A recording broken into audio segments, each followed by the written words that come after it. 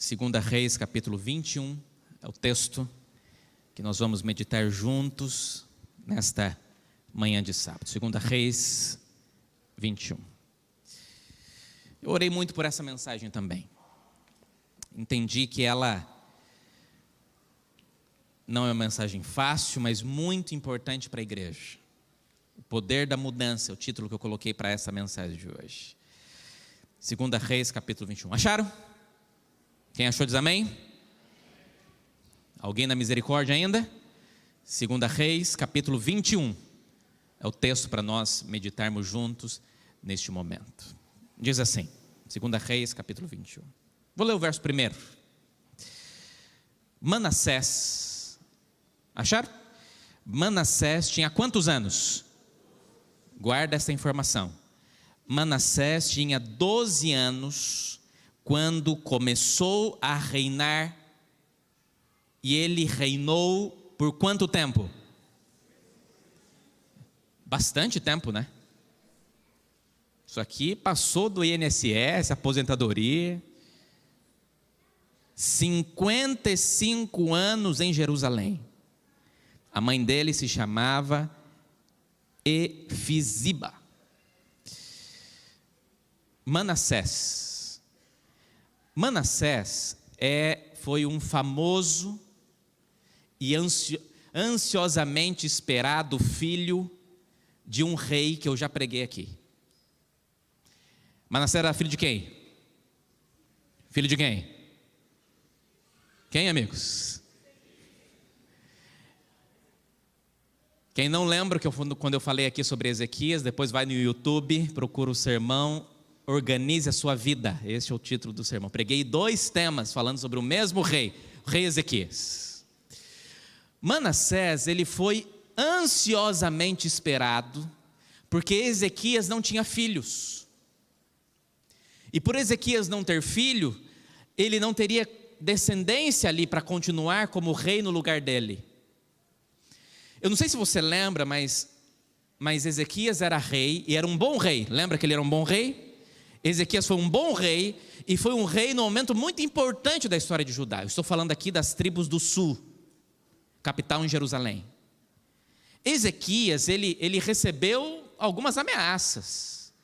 Um dia ele estava no templo, ele recebeu uma carta de um rei chamado Senaqueribe, já preguei sobre isso aqui, onde o rei Senaqueribe fazia ameaças para ele, falou: nós vamos destruir aí a sua nação. Senaqueribe, rei da Síria, tinha colocado, presta atenção, 185 mil soldados em redor de Jerusalém para destruir a cidade. 185 mil soldados. É muito soldado, não? Muito soldado? Pra você ter uma ideia, o Brasil hoje tem cerca de 300 mil. Só para aquela cidade eles levaram 185 mil soldados. O rei Ezequias ficou com medo, mas levou o povo para o templo, orou a Deus no templo pelo povo, lembra da história? E ele clamou, ele fez uma reforma espiritual em toda a nação, clamou a Deus, Deus falou para que ele pudesse agir de uma maneira específica, e diz que naquela mesma noite, Deus mandou o quê? Um anjo, e um anjo foi suficiente para eliminar 185 mil soldados. Só dá para acreditar porque está na Bíblia, não é? Porque a palavra de Deus é incrível.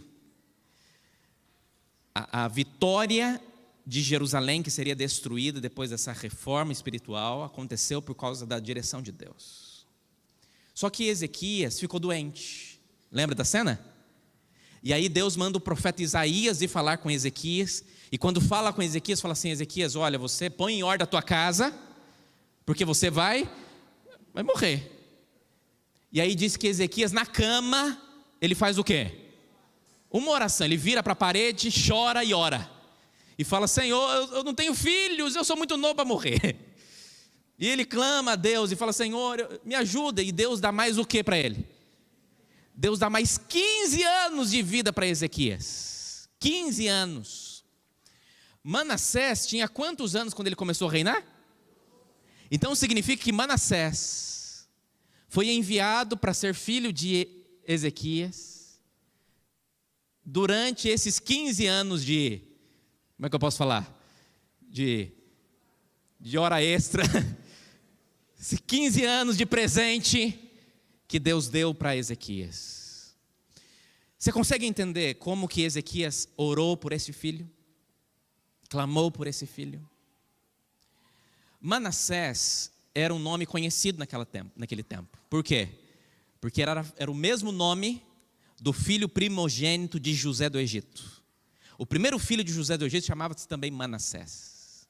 O que significa o nome de Manassés? Manassés, guarda isso, estou só fazendo aqui uma introdução.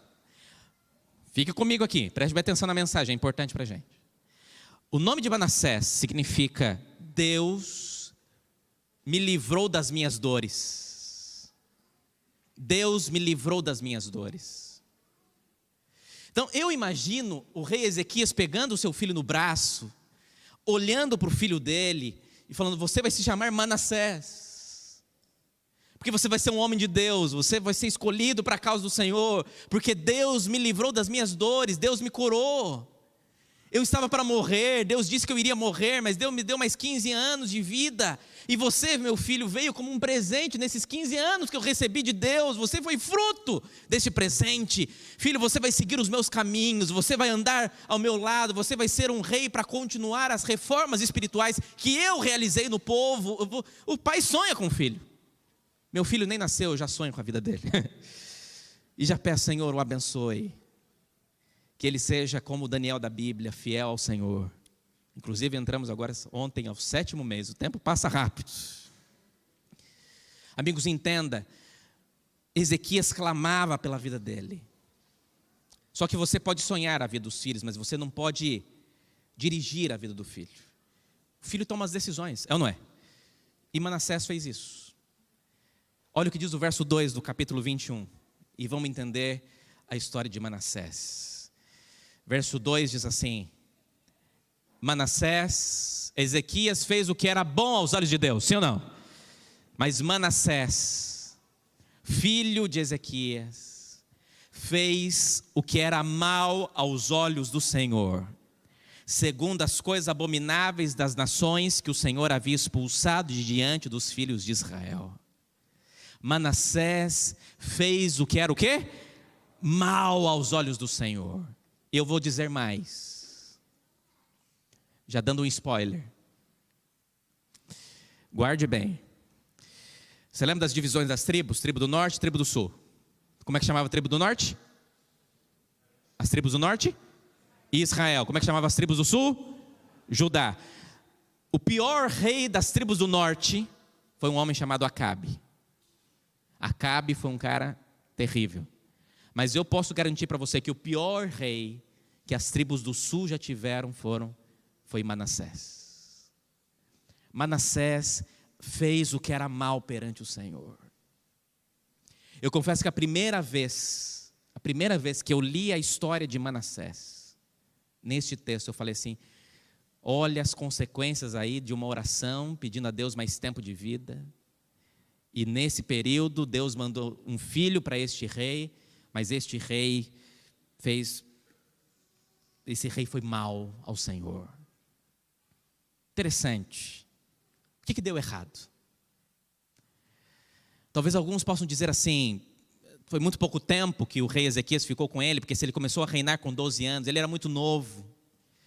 Talvez alguns poderiam dizer que Manassés não foi bem educado, mas o rei Ezequias com certeza, amigos, dizia com muita alegria sobre os milagres, sobre a direção de Deus sobre a vida dele.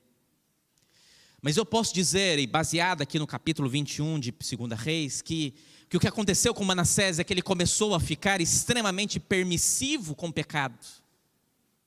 Manassés começou a comparar a sua nação com as nações vizinhas, com outras nações poderosas. Ele queria que a sua nação fosse uma nação poderosa, queria que a sua nação pudesse ter de fato essas características de ser uma nação próspera. E ele começou a olhar, por exemplo, os babilônicos. Lembra dos babilônicos que foram visitar o rei Ezequias? E o rei Ezequias mostrou para ele. Por que os babilônicos foram visitar o rei Ezequias? Por quê? Porque eles eram estudiosos dos astros, das estrelas. E começou, depois que eles estudaram lá, Manassés começava a olhar os babilônicos e pensar assim: por que eu não sou que nem eles? Estudioso, eu preciso levar a minha nação para ser estudioso dos astros, das estrelas. Mas não estudar simplesmente para astronomia, mas sim para astrologia, para ter as suas divindades. Por que eu preciso ter um Deus só? Por que o meu pai servia um Deus só se eu posso ter vários? As nações vizinhas têm outros, eu só tenho um, por que eu não posso ter outros? E ele começou a ficar permissivo com o pecado, permissivo com as coisas que poderiam fazer mal para ele. Interessante, Manassés foi totalmente contrário aos propósitos que Deus tinha para a vida dele. E aí ele começa um processo ao contrário do que o pai dele fez. O pai dele foi consertar as coisas para trazer o povo para mais perto de Deus. E Manassés fez exatamente ao contrário. Olha o que diz o verso 3, diz assim: pois então Manassés reconstruiu os lugares altos que Ezequias seu pai havia destruído.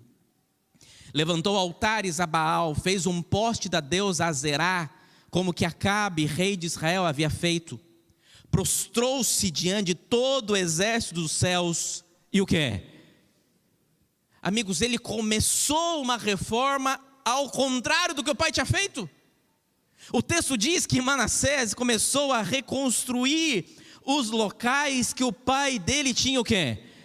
Destruído, que o pai fez para que o povo pudesse ser transformado, ele começou a refazer. Uma reforma ao contrário, uma reforma errada daquilo que ele poderia fazer, amigos.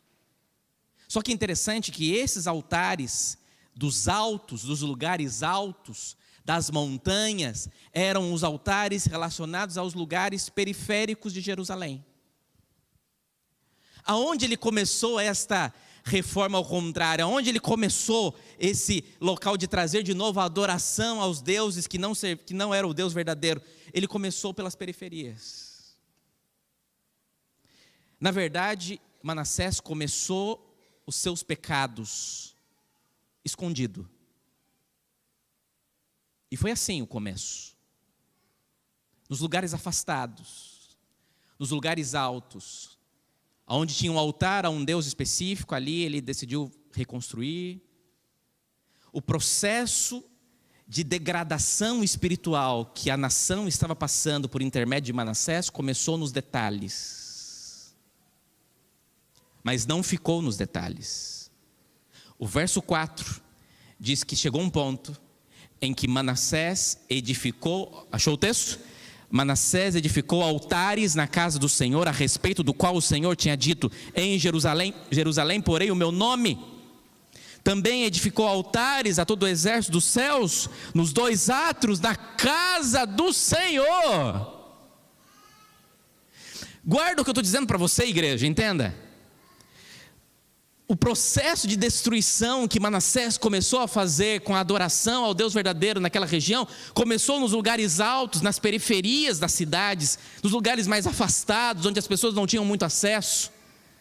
Ali começou um processo onde ele começou a destruir, mas chegou um ponto em que ele trouxe essa adoração errada, ele trouxe esta atitude pecaminosa para o centro de Jerusalém, e ele transforma o templo que Deus tinha reservado para adoração a ele transforma este templo num centro de adoração ao inimigo.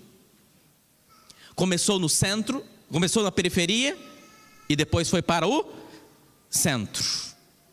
Porque o que começa aqui, toma conta de toda a nação.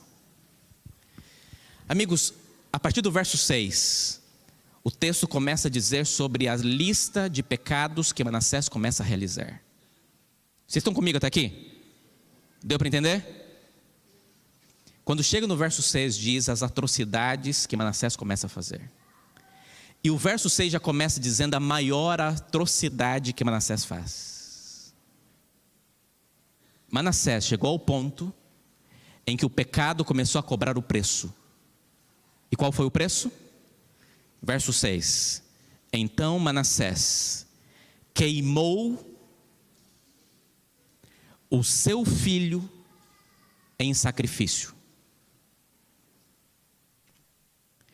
Que ponto de envolvimento alguém precisa estar para conseguir queimar um filho no altar? O que mais que ele fazia? Adivinhava pelas nuvens, era agoureiro. Está assim na sua Bíblia? Está ali também, né? Era agoureiro, supersticioso. Não passava debaixo da escada, tinha medo de gato preto, sabe essas coisas? Tem crente que até hoje é agoureiro.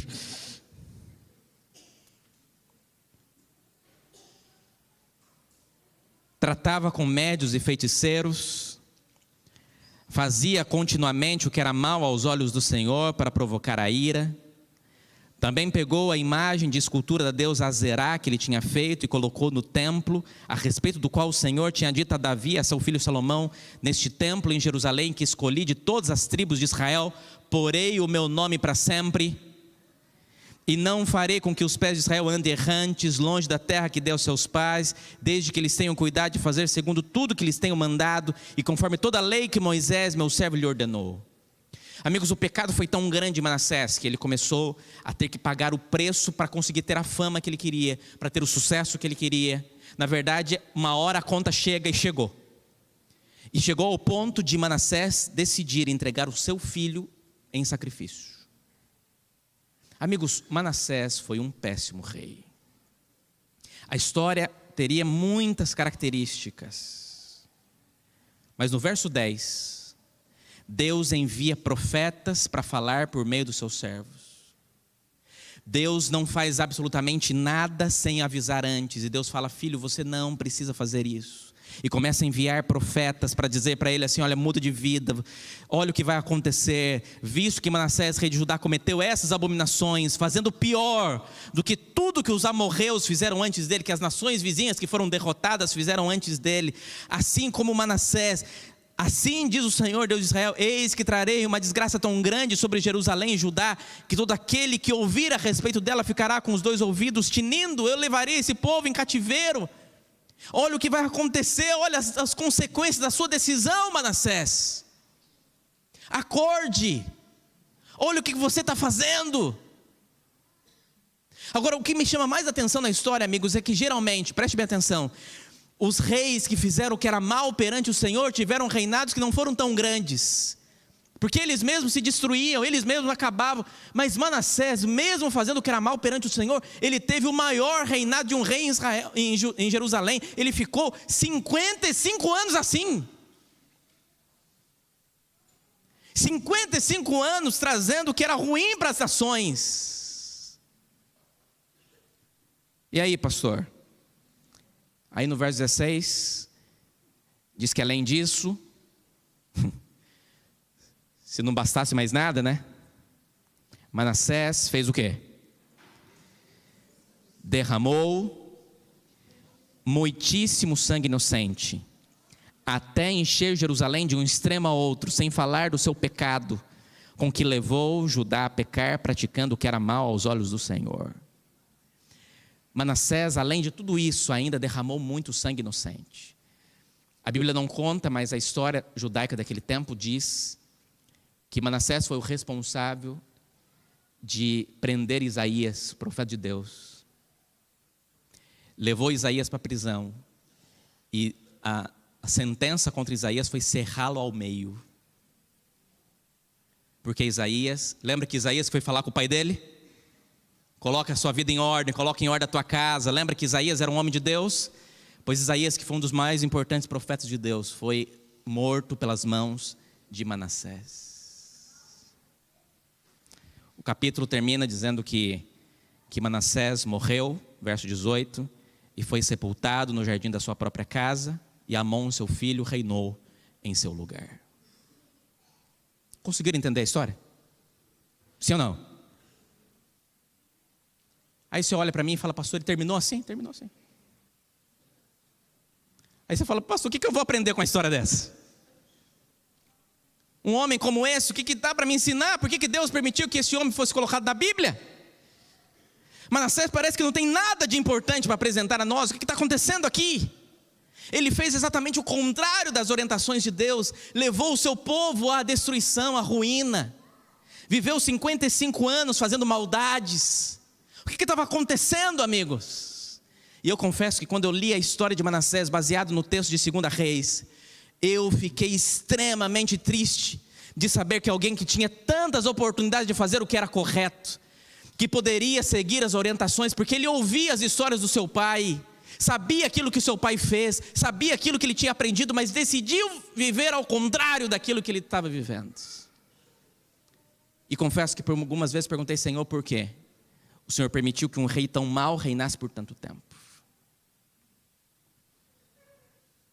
Aí eu descobri que existe um outro capítulo da Bíblia que conta sobre Manassés. A mesma história, com um detalhe. 2 Crônicas, capítulo 33. Seria uma história trágica, mas alguma coisa tem para nos ensinar. 2 Crônicas 33.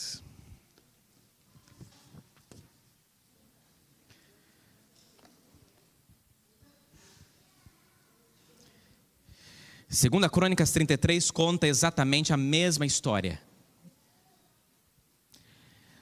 Do versículo 1 até o versículo 9, apresenta exatamente tudo aquilo que eu li em 2 Reis, está escrito aqui em 2 Crônicas 33.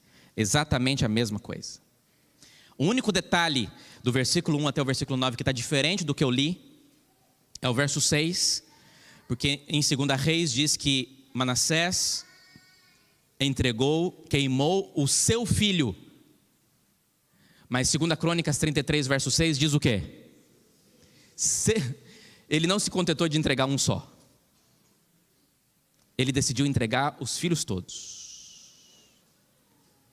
Ou seja, parece que os versículos de 1 a 9 piorou ainda mais a angústia que nos dá olhando para a história deste personagem. Mas o verso 10 começa a trazer para nós talvez a resposta que a gente precisa. Diz assim o verso 10: Então o Senhor falou a Manassés e ao seu povo. Porém, o quê? Eu vou repetir aqui esse texto. O Senhor falou a Manassés e ao seu povo, porém não lhe deram ouvidos. Não é assim, parece a nação. Por isso, o Senhor trouxe sobre eles os comandantes do exército do rei da Síria, que prenderam Manassés com ganchos e amarraram-no com correntes e o levaram para a Babilônia. E ele angustiado, mas antes de ler o verso 12, tem algumas versões que diz que prenderam o nariz dele com gancho. Está assim alguma versão? Que prendeu o nariz dele com gancho. Se apertar o seu nariz aí alguns minutos já dói. Imagina o que é colocar um gancho no nariz do rei. Parecia aqueles búfalos selvagens lá da ilha do Marajó, que colocava no seu nariz. E foi puxando o rei, os assírios. Você lembra quem eram os assírios?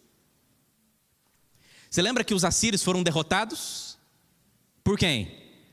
Na época do rei Ezequias? Porque Deus mandou o quê? Um anjo para resolver a situação. Mas agora esses mesmos assírios pegam o rei de Judá, colocam ganchos no seu nariz e puxam ele pelo nariz, pela cidade. As pessoas olhavam e falavam: olha o rei onde ele está indo. E vai levando ele para a Babilônia. Mas lá no verso 12... aparece o detalhe que faltava. Por que essa história está na Bíblia? O verso 12 diz assim: ele, angustiado, suplicou ao Senhor seu Deus e muito se humilhou diante do Deus de seus pais. E orou ao Senhor, e o Senhor se tornou favorável para com ele. E atendeu-lhe a súplica, e fez ele voltar para Jerusalém, ao seu reino. Então Manassés reconheceu que o Senhor é Deus. Então, na sua angústia, ele suplicou ao Senhor seu Deus. Na sua angústia ele se humilhou diante do Deus de seus pais. Na sua angústia ele orou ao Senhor, e o Senhor se tornou favorável para com ele, e atendeu a sua oração, e o fez voltar para Jerusalém, ao seu reino. Então Manassés reconheceu que o Senhor é Deus. Depois disso, Manassés construiu a muralha de fora da cidade de Davi, a oeste de Gion, no vale, a entrada do portão dos peixes, abrangendo Ofel. E ele fez uma muralha bem alta. Também pôs chefes militares em todas as cidades fortificadas de Judá. Tirou da casa do Senhor os deuses estranhos e o ídolo, bem como todos os altares que haviam construído no monte da casa do Senhor em Jerusalém, e os lançou fora da cidade. Restaurou o altar do Senhor, sacrificou sobre ele ofertas pacíficas de ação de graças. Ordenou a Judá que servisse o Senhor, Deus de Israel.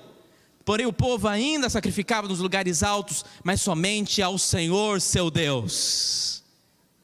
O final da história dele diz que ele consegue de novo o trono, sim ou não?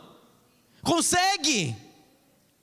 Ele vai a cativeiro em Babilônia, mas lá, na sua angústia, ele clama a Deus, ele ora ao Senhor, e aqui eu entendo, amigos, a paciência de Deus. Por mais de 50 anos, Deus foi extremamente paciente com Manassés, e mandava profetas, e mandava homens de Deus, e via as maldades que Manassés fazia, tentava consertá-lo, trabalhava ainda no meio do povo. E aí chegou um ponto em que, depois de tudo aquilo que Deus disse que iria acontecer, mas que não precisava acontecer, mas quando ele foi angustiado, ele orou a Deus, e Deus, mais uma vez, com o seu amor e com a sua bondade, não desistiu deste homem, e decidiu ouvir a oração que ele tinha feito. Manassés morre, e pelo capítulo 33 de 2 Crônicas, salvo, porque a graça de Deus, depois de tanto tempo, o encontrou. E aí? Mudou a história, não? Faltava esse detalhe? Então agora dá para a gente poder entender algumas coisas para a gente. E para não perder o costume, 3 lições que eu gostaria muito que você guardasse aí no seu coração. E 3 lições que para mim são muito caros e importantes. Se você não lembrar mais da história de Manassés quando voltar para casa, lembra das lições, por favor. Eu orei por elas. Primeira lição. Olha para mim. Primeira lição. Todo pecado é uma jornada de afastamento. Querida igreja, não existe pecado inocente. Por mais que alguns pecados se pareçam menores de gravidade, ele não é um pecado inocente. Amigos, o pecado é como se 5 pessoas entrassem num submarino dirigido por um controle de remoto para visitar o Titanic. Uma hora vai explodir.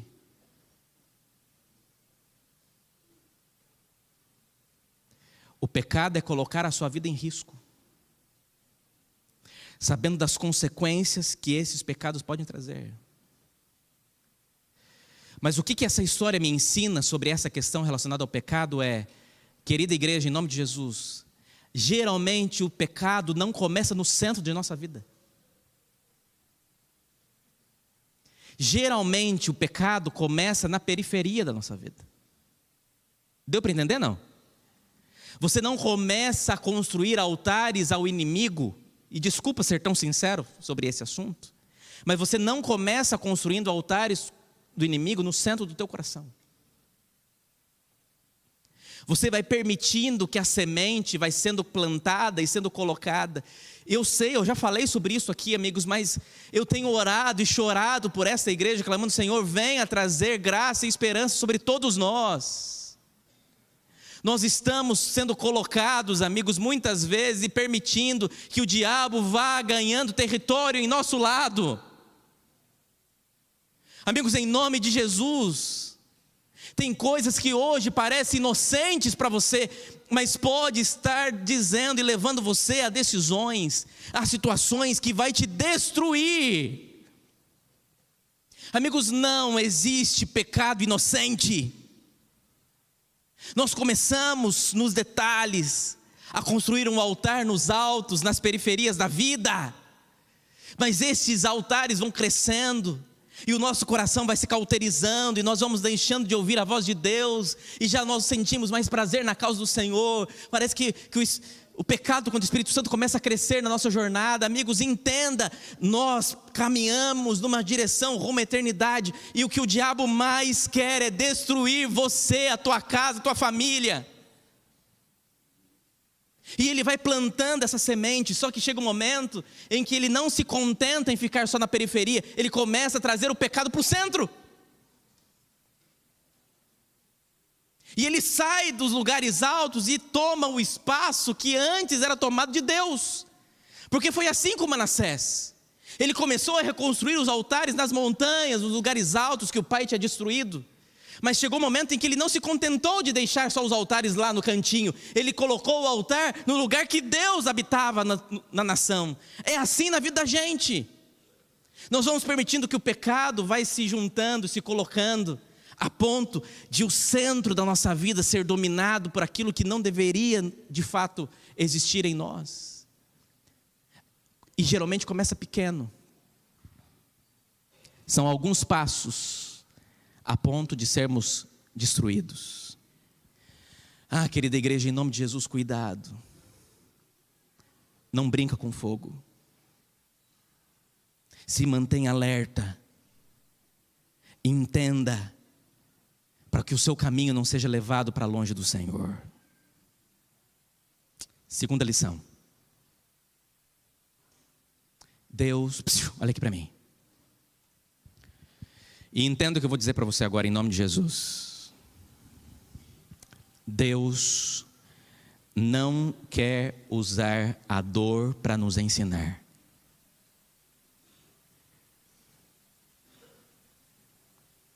Eu vou repetir para que você entenda. Deus, Ele não quer usar a dor para nos ensinar. Não faz parte das estratégias de Deus.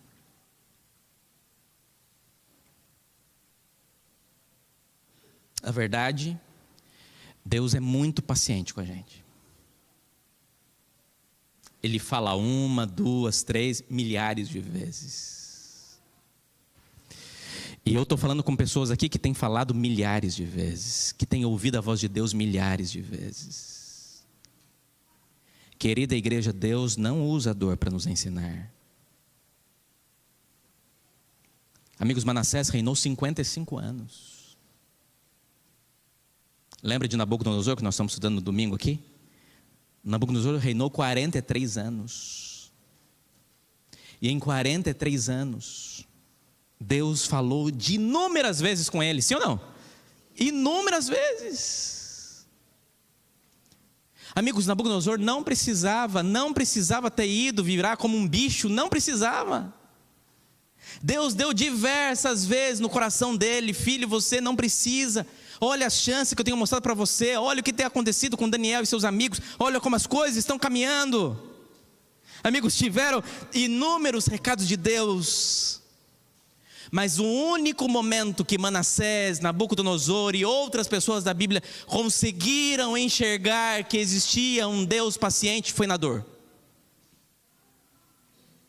Tem gente que só aprendeu assim.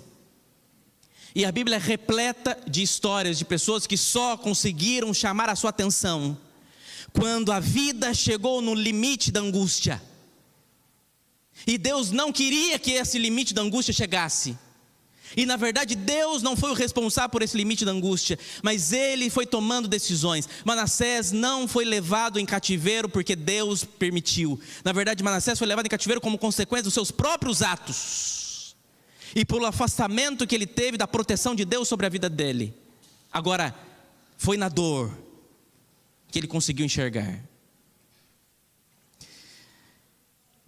Quem é do interior conhece jumento, burro que é bravo, que empaca.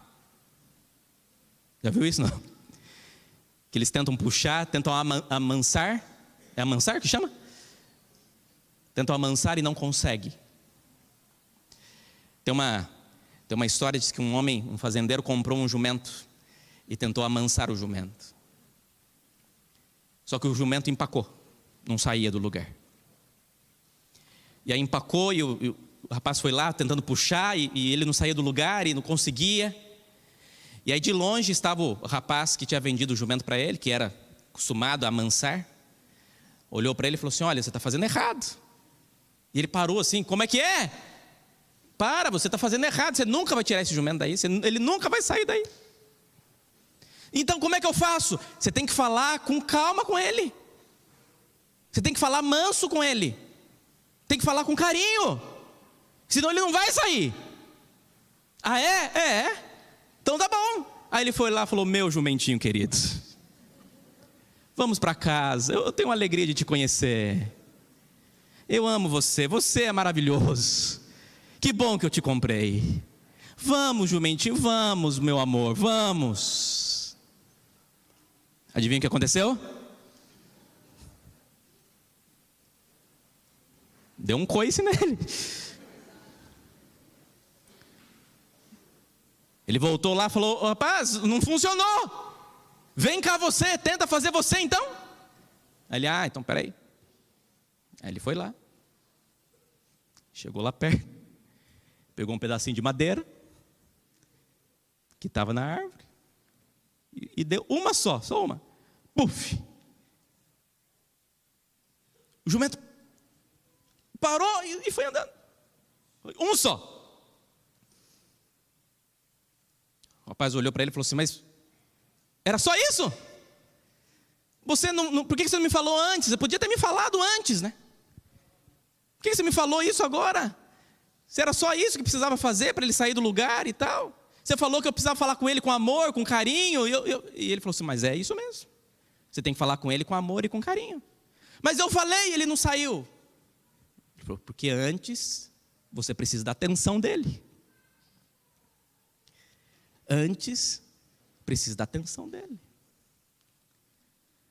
Tem gente que toma as suas atenções com todo amor e carinho. Amigos, eu não acredito na teologia de que Deus usa a dor para salvar. Mas eu acredito na teologia de que Deus age através da dor. Olha, amigos, em muitos momentos, tem pessoas que precisam ter uma orelhinha puxada por Deus. Não é sobre diferentes pessoas nos falar a mesma coisa. Mas é quando essa mesma coisa começa a ter um valor diferente. Amigos, nós precisamos aprender que a nossa jornada é uma jornada de um Deus desesperado para salvar a tua vida. Pastor, mas eu sou livre para poder decidir o que fazer. Eu sou livre para conseguir compreender aonde que eu devo caminhar. Eu sou livre, sim, você é livre para escolher fazer o bem ou fazer o mal. Você é livre para decidir se você quer servir a Deus ou não. Eu entendo dessa maneira. Mas Deus é Pai. E um pai que está desesperado quando ele vê os seus filhos tomando decisões que vai destruir a vida dele. Amigo, você consegue entender que todos os dias Deus olha para você e sonha com você ao lado dele no céu? Todos os dias Deus olha para você e enxerga em você um filho que Ele deu a vida para salvar. Amigos, Deus não quer perder você. Eu vou repetir novamente: Deus não quer te perder. Então todos os dias Deus desesperadamente vai atrás de você, usando todas as estratégias que forem necessárias, para que você abra o seu coração e volte para onde Ele sonhou para a tua história. E aí vem a terceira lição e última. A primeira: não existe pecado inocente. Todo pecado nos faz numa jornada de afastamento de Deus, de destruição. Segundo, Deus não quer usar a dor para nos salvar. Mas às vezes é só na dor que você consegue ter a atenção. Mas a terceira lição é que nessa manhã, você tem nas suas mãos o poder da mudança. Você tem disponível para você o poder da mudança. Amigos, Deus, Ele não muda porque Ele é Deus. Mas Ele entregou para os seus filhos o poder de mudar. Você pode mudar.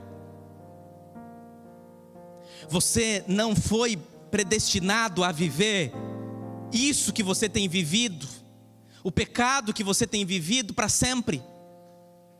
Eu sei que tem gente que tem hora que está escravizado, que quer sair do mal, mas não consegue. Eu sei que tem momentos em que o pecado nos destrói de maneira tão intensa que a gente fica preso no mal. Mas amigos, Deus é Deus e Ele é tão poderoso, tão forte, tão poderoso, que Ele consegue colocar um poder nas suas mãos, que é o poder de decidir mudar, de não permanecer e de não ser assim para sempre. E então vai ter momentos, amigos, em que você terá que tomar decisões de mudança em sua história, em sua caminhada.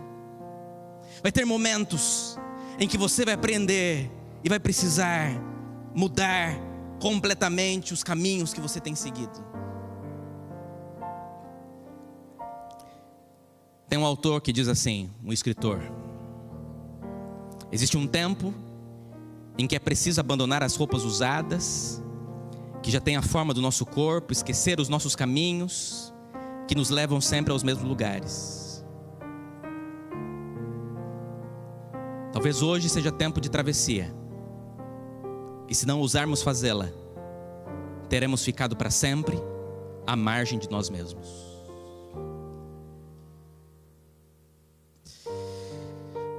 A Septuaginta é a Bíblia, o Antigo Testamento em grego. E a Septuaginta também tem alguns apêndices, tem alguns anexos. E na Septuaginta tem um anexo que não está na Bíblia, que é a oração de Manassés. A Bíblia não fala qual foi a oração que ele fez, mas a Septuaginta traz a oração que ele fez enquanto ele estava em Babilônia. Eu não vou ler aqui a oração dele, mas eu vou ler uma frase. Tem uma frase que eu gosto muito. E a frase que ele diz na sua oração é assim: Senhor, o Senhor é o Deus dos que se arrependem. O Senhor é o Deus dos que tiveram coragem de mudar, de quebrar essa corrente do mal que iria levá-la à destruição. Amigos, eu costumo dizer que Manassés é o filho pródigo do Velho Testamento. Manassés é o filho pródigo do Antigo Testamento, porque ele tinha tudo para caminhar ao lado dos princípios que Deus tinha dado ao seu pai, mas ele decidiu seguir os seus próprios caminhos até o dia em que a dor do distanciamento e do pecado fez com que ele enxergasse quem ele não enxergava. Só que o que mais me chama a atenção, e eu termino com isso, é que ele faz o contrário de como ele começou. No pecado, não sei se você reparou no texto, no pecado ele começa nos lugares altos e vai para o centro. Nas atitudes que ele tem depois da sua conversão, para resolver um pouquinho daquilo, do mal que ele tinha feito, ele faz o contrário. Ele começa resolvendo o centro e depois ele vai para a periferia. Entendeu essa diferença ou não? Se você olhar depois, 2 Crônicas 33, de 15 a 17, fala que o processo que ele tem para destruir aquilo que ele tinha tentado de fazer o mal, ele começa pelo centro, pela casa de Deus, para aquilo que é mais importante, e depois ele vai para os lugares altos para resolver. Porque o pecado começa nos lugares afastados para tomar o corpo todo, Mas quando você começa a jornada do arrependimento, você precisa primeiro resolver o centro. E quando o seu centro estiver resolvido, Deus tem poder de, sentado no trono, resolver todos os detalhes que ainda faltam. Então hoje, você não precisa se preocupar de estar com toda a sua vida resolvida para que Deus possa atuar. Você precisa apenas que o centro da tua história tenha espaço para que Deus habite. E se Deus habitar no centro, Ele dominará a vida toda. Mas uma coisa eu sei. Romanos 8 diz que nada, nem ninguém pode nos separar, nem pecado.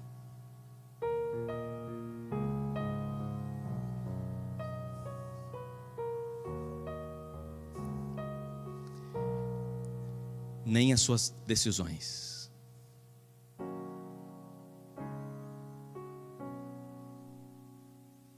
Pastor, mas eu decidi ir para o caminho do mal.